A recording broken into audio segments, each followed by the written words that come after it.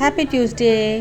இந்த வீக் பார்த்தீங்கன்னா பொங்கலுக்கான cleaning process தான் போயிட்டுருக்கு. டே பை டே வந்து ஒவ்வொரு ஏரியாவாக நான் க்ளீன் பண்ணிகிட்ருக்கேன். ஒன் டேவே ஃபுல்லாக எடுத்தோன்னா நம்மளால் மேனேஜ் பண்ண முடியாதுன்றதுனால கொஞ்சம் கொஞ்சமாக க்ளீன் பண்ணிகிட்ருந்தேன். டியூஸ்டே சும்மா லைட்டாக க்ளீன் பண்ண ஆரம்பித்து அப்புறம் அங்கே க்ளீன் பண்ணுறது இங்கே க்ளீன் பண்ணுறது சொல்லிட்டு அப்படியே டைம் ஓடிடுச்சு.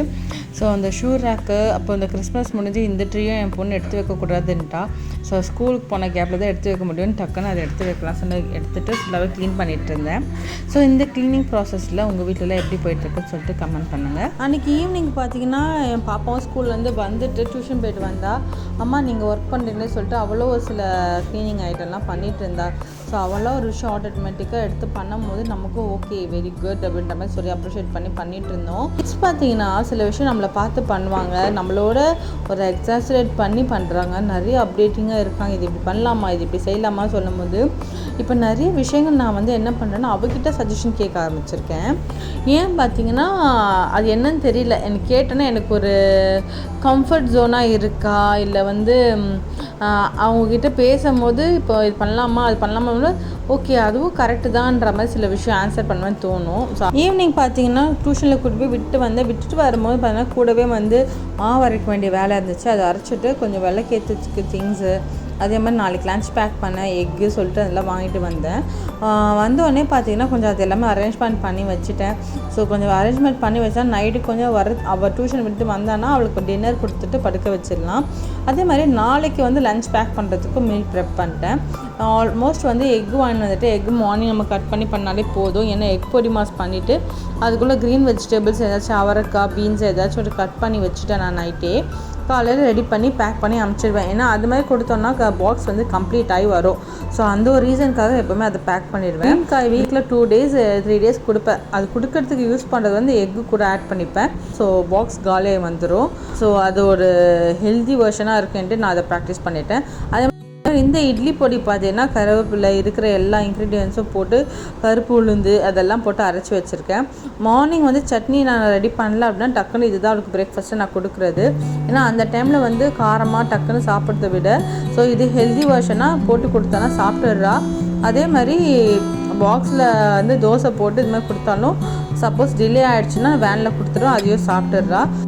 அவளுக்கு கம்ஃபர்ட் ஜோனாக இருக்குது, ஹெல்த்தியாகவும் இருக்குதுனால இதை நான் ப்ராக்டிஸ் பண்ணிட்டேன்.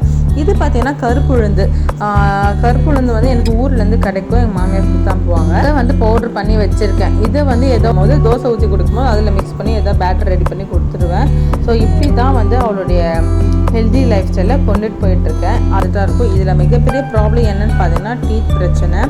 எப்படின்னாலும் அந்த கேவிட்டி வந்துடுது. இதனால் வருதுன்னு சொல்ல ரீசெண்ட் டைம்ஸில் பார்த்தீங்கன்னா சாக்லேட் கூட அவர் வந்து மினிமலாக தான் சாப்பிட்றேன். மினிமலாக எனக்கு தெரிஞ்சு ரொம்பவே அவாய்ட் பண்ணிட்டோம்.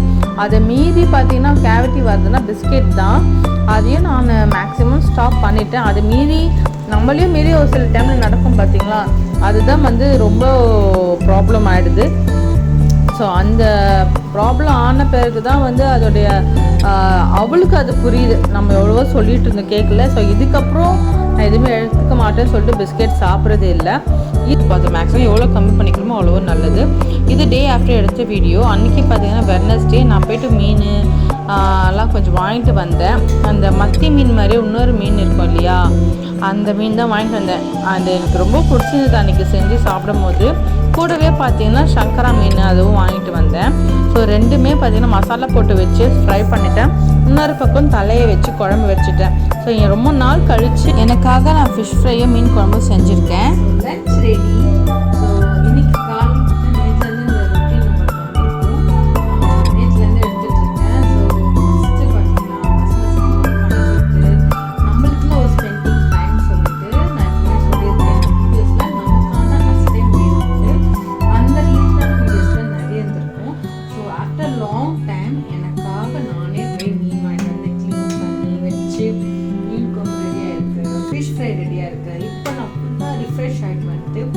ரிலாக்ஸாக உட்காந்து சாப்பிட போகிறேன்.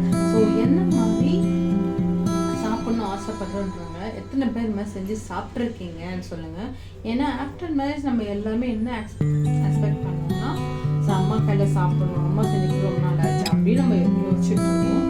அதுக்கு ஆல்டர்னேட்டிவாக பசங்க ஸ்கூலுக்கு போயாச்சு, ஹஸ்பண்டுக்கும் ஆஃபீஸ் போயாச்சுன்னும் போது நமக்கு நான் டைம் வீட்டில் ஹவுஸ் ஒய்ஃப் இப்படியும் எப்போவுமே பாசிட்டிவாக திங்க் பண்ணுங்க, ஹாப்பியாக ஜாலியாக இருங்க. பாய்.